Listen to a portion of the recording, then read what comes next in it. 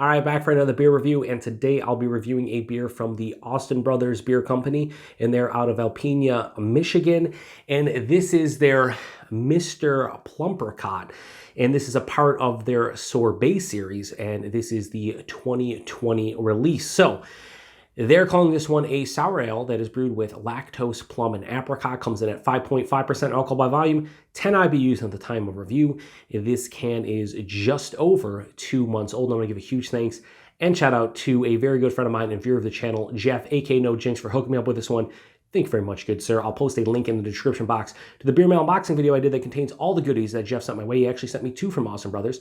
This and their X Mercs the Spot, which was a New England style IPA. And yeah, really excited to get the chance to try something from Austin Brothers. I've seen a fellow beer tuber and a friend of mine, Brad, over at 31st Brewing, review quite a few of their beers. I've also seen Jeff check in quite a few on tap, and they always sound pretty good. So this one, like I said, sour ale brewed with lactose, plum, and apricot sounds pretty good to me. And yeah, let's get into it. So this is a 2020 release. I don't know if this is a yearly release. I did see on tap they say that this is now with more fruit and bigger and whatnot and tastier. So I don't know if they released one last year and it wasn't great, or they wanted to do better with the recipe, or whatever the case may be. But yeah, that looks like some kind of crazy sour to me. So give it a nice little pour like that. Yeah, so how does this one look? It looks crazy. That looks like a mix of plum and apricot. It has this like really weird like light violet color. That's crazy. Very murky and turbid. Has about a half finger of this like light purple, light pink kind of head. Yeah, that looks nice. That, tell me you're using plum and apricot, then yeah, I'd say this beer looks appropriate. Oh, so it has a nice sourness to the nose.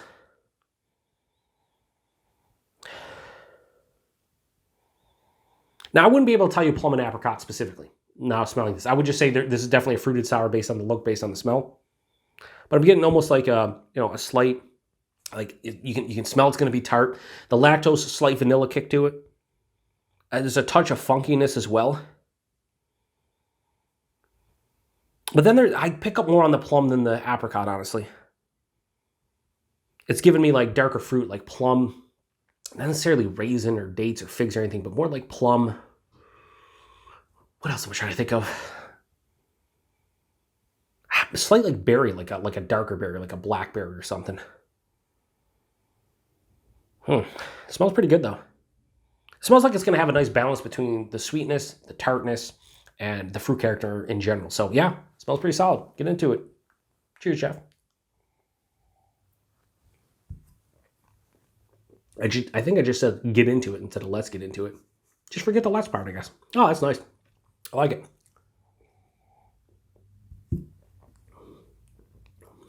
Yeah, super easy to drink. Wow. This is the quintessential summer crusher. So body, mouthfeel. Body's lighter side of medium body, 5.5%. I kind of expect that. A lighter side of medium body for sure. The mouthfeel is a little bit more carbonation than I anticipated. With the lactose, I thought they might be going for like not a fruit smoothie kind of sour, but something that's a little bit maybe smoother on the palate. But it's very crisp and effervescent. Has a lot of carbonation. It does have a decent smoothness to it. But the lactose, I don't think, is bumming up that mouthfeel to be like creamy to any... yeah, I thought that lactose would make it a little bit more creamy, but it hasn't. So mouthfeel and body, fine by me. For a 5.5% beer, yeah. The taste, yeah, I'm getting plum for sure. Plum all day. Right at the tip of the tongue, plum, and then there's another fruit that I can't really discern, and that's probably the apricot, but I would tell you right now, doing this blind, there's no way I would guess apricot, and it's probably a 50-50 chance I actually guess plum. Probably not.